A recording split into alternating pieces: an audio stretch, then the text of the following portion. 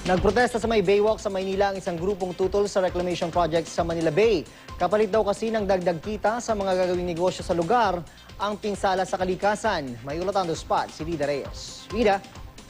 Yes, June, dikit ang mga placard na bumubuo sa lutang Stop Reclamation. Nagtipo ng ilang kasapi ng grupong Save the Bay Alliance sa harap ng Baywalk sa Manila Bay kanina para kondinahin ang kabi-kabilang reclamation projects ng pamahalaan sa paligid ng Ross Boulevard kasama ang Manila Bay.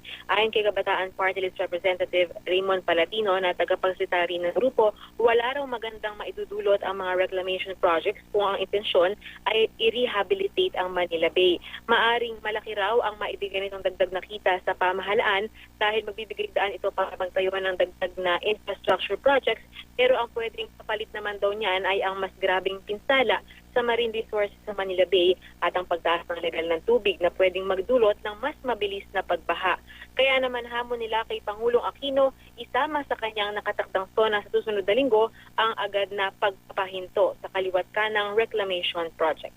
June? Maraming salamat, Rida Reyes.